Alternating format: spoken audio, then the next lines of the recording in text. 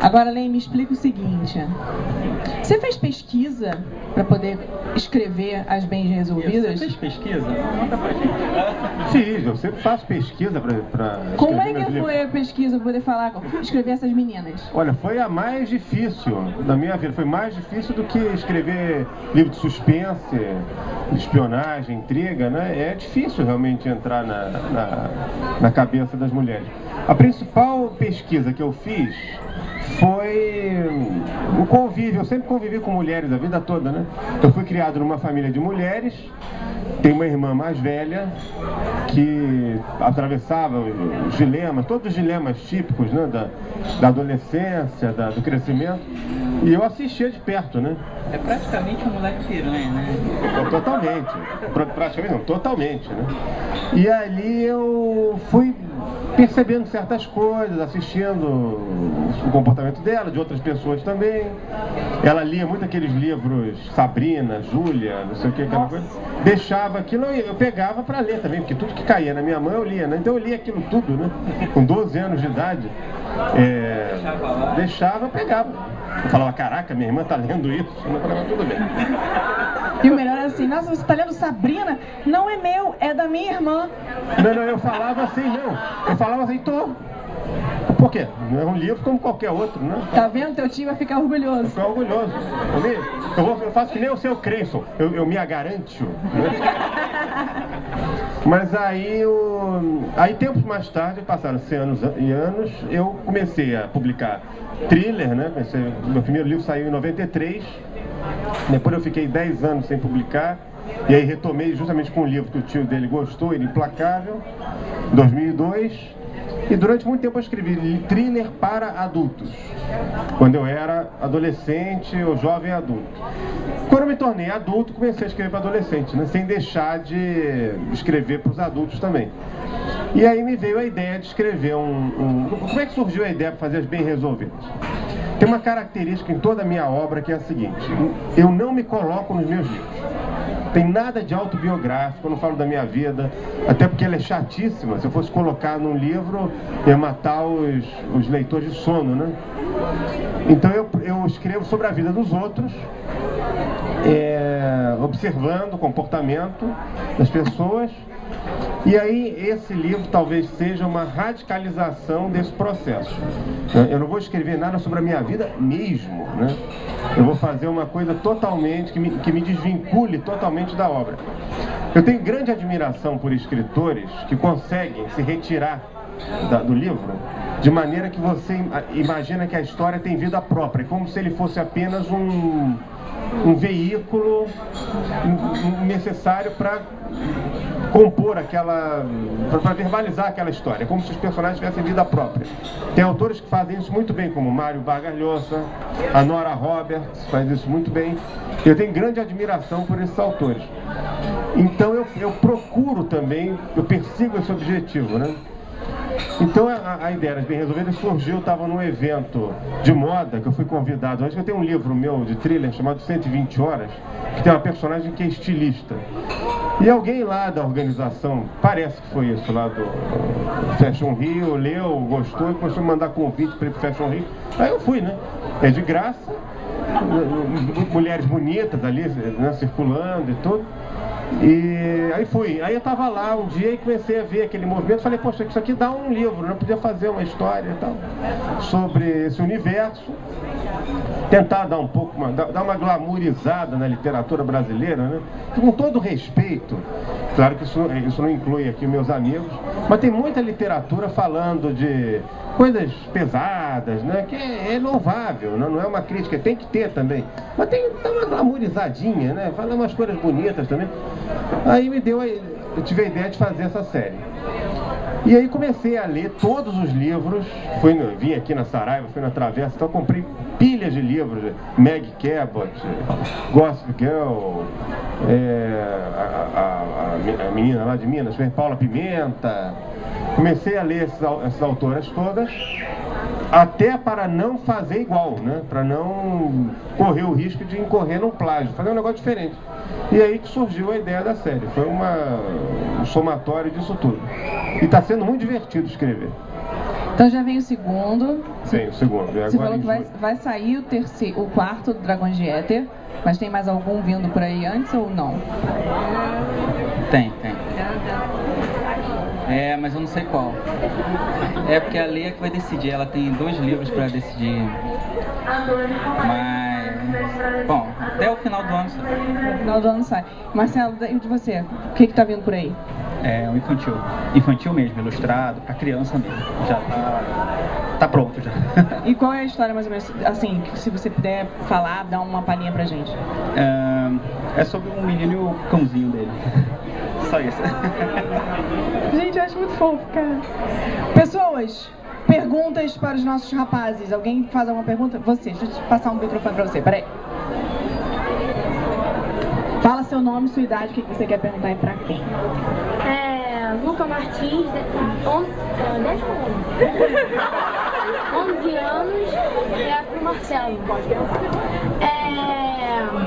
Você tem alguma ideia para mais histórias do Paladino? Ele já leu. Sim, com certeza. Para quem não leu, assim, a história termina ali, né? Essa é uma aventura com início, meio e fim. Mas assim, deixei os ganchos lá, afinal de contas, a ideia é assim, se dá certo, se as pessoas gostarem, com certeza tem história para mais livros, sim. Antes de eu perguntar mais uma coisa, todo mundo assinou aqui o bloquinho que está participando? Não? Passa aqui. Essa é a nossa lista para fazer o sorteio final, tá, gente? Perguntas? Mais perguntas? Peraí. Fala pra mim. João Pedro, 15 anos, pro Rafael. Rafael, você usou já João e Maria, usou a Branca de Neve, usou a Chapeuzinho Vermelho, usou Final Fantasy, Nirvana. O que você vai usar no estandarte de neve? Parece que não sobrou nada, né? Por isso que acabou. Até Thundercat, né? Você leu o Círculo de Chuva? Li. Então, sem soltar spoiler, você lembra a última cena? Lembro? É a base do próximo. Sim, Tá, sem spoiler. Sem spoiler. É que na comunidade a gente tava discutindo e mencionaram que não mencionaram sobre a obra, mas ideias, tipo, você podia escrever sobre Charles Dickens, sobre Sherlock Holmes, sobre... É como se tivesse... Mas vou te dar um spoiler, rapidinho. Obrigado. No próximo, a gente acompanha o lado oriental da coisa, então você vai ver contos da parte oriental que não deveriam, não estavam lá, tipo o Aladdin, tipo o que tinha os capangas lá, do rei Alibaba. Essa galera toda lá do lado do mata, lá dos árabes e tal, aquele... Eu estou em Brasília. Boa tarde, meu nome é Gleice, é pro Rafael. A gente sabe que você está à frente do Selo Fantasy, que é da Casa da Palavra, do Grupo Leia. E como é que essa experiência, como é que está sendo? Certo. Então sobre a Fantasy, né? O que aconteceu? Não sei se vocês sabem, mas eu fui o responsável por trazer Guerra dos Tronos pro Brasil. Então...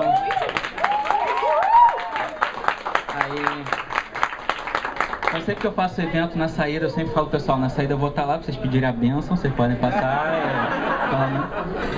E aí eu levei 2 anos para convencer a Leia Brasil a publicar isso no Brasil. Começou em julho de 2009, eu comecei a encher o saco, que era quando a Leia realmente virou alguma coisa. A gente foi estrear em outubro. E o Dragões estava na primeira leva, foi o 3º livro impresso da Leia no Brasil. E foi uma batalha realmente, porque eles não queriam, a princípio, a Mariana Rollier, que é a pessoa responsável pela parte de direitos autorais internacionais, ela não tinha dado muita bola pro Martin quando eu indiquei. Eu insisti e como a série da HBO saiu, foi mais um argumento para ela ler. Ela lendo já uma segunda vez, aí ela se interessou. Então quando ela me avisou que tinha comprado, eu fui a primeira pessoa que divulgou isso no Brasil, na coluna do Sedentário, lá do Sedentário Imperativo, que a gente tem lá. E eu lembro que eu sentei com a Mariana Rollier, eu falei pra ela até uma hora assim, eu falei, se você publicar esse livro no Brasil, com uma outra capa que não seja a capa americana, porque ela não fala com o público brasileiro, tanto que a gente tem aqui as capas francesas, Falei, esse livro vai se tornar, daqui a 1 ano e meio, o que hoje no nosso mercado editorial é o Crepúsculo. Só que no bom sentido.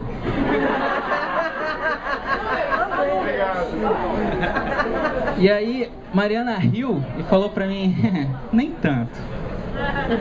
Mas vai se sair bem. Nem tanto.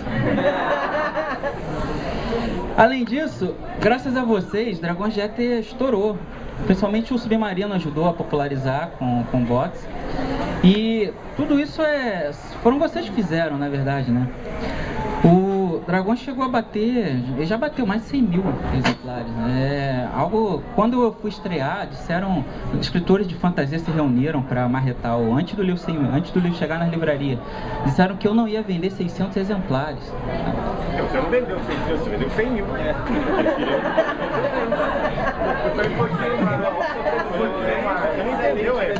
Então, isso é só mais uma prova de que assim, ninguém pode dizer o que você é capaz ou não é capaz de fazer, sabe? E com o sucesso do Guerra dos Tronos, mais o do Dragões de Éter, eles resolveram achar que eu tinha uma visão editorial muito forte dentro desse meio. E no fim do ano passado, eles me ofereceram essa proposta de eu ter o meu próprio selo editorial dentro da Leia. E aí eu me tornei o editor do selo Fantasy, Casa da Palavra, que é uma editora muito tradicional aqui do Rio, que agora tem grande parte dela é da Leia, então o selo é feito aqui. E a nossa função é essa, é arrumar livros de fantasia que tenham um apelo, tanto de conteúdo quanto comercial. A gente estreou com o John Carter, que foi uma parceria com a Disney, que foi uma parceria importante, porque fortalece muito o nome da editora, está associado num projeto com a Disney. Aí até para eu comprar outros livros, agora já é diferente quando eles veem que a Disney apostou, então para a editora foi muito bacana. Tanto que a gente trouxe aqui para sorteio também, junto do Clube do Livro.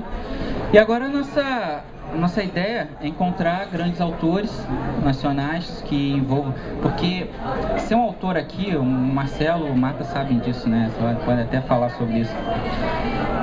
Envolve mais só do que você saber escrever, sabe? É muito mais do que isso. Você tem que saber se portar, e isso se portar tanto perante um público quanto até mesmo numa rede social. E a gente analisa tudo, desde o processo como o autor se porta até em relação aos seus leitores na internet, aos seus companheiros. Tipo, sim, já teve autores que eu olhei e cheguei a colocar na minha lista, mas quando eu vi, os caras estavam lá envolvidos em polêmica, falando mal de livro dos outros e envolvendo em coisas que não é o trabalho profissional que eles deveriam fazer. Quando isso acontece, já está cortado. E agora a Leia tem uma blacklist que eu vou atualizando.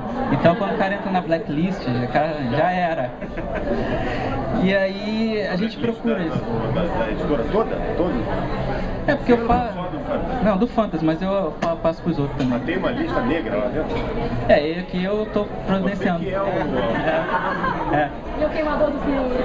Eu fico analisando ali o que já é prejudicial, porque chegam autores que realmente já dão dor de cabeça logo de cara, porque eles não têm noção do que é o mercado editorial. É um mercado difícil pra caramba. E o mais difícil pra gente era ganhar a confiança do leitor. E por causa do que a Frine tinha comentado, senhora, Dom Casmurro e tal, era algo tratado como uma coisa chata. A Mata vive dando palestras em colégio falando sobre isso, né? Nesse sentido. Isso, ele tem muitos livros em colégio. Então a confiança a gente já ganhou, a confiança da editora eu tenho. E agora é trabalhar para isso dar certo. Eu tenho uma meta que eu tenho que cumprir até o final. E eu espero que eu conte com a confiança de vocês também o resto da vida, porque foram vocês que fizeram isso. Como eu vivo escrevendo, a magia do Dragões de Éter, do que a gente faz, do que a gente recebe, nunca esteve na obra. Está no carinho de vocês e eu agradeço muito por vocês continuarem sonhando com a gente.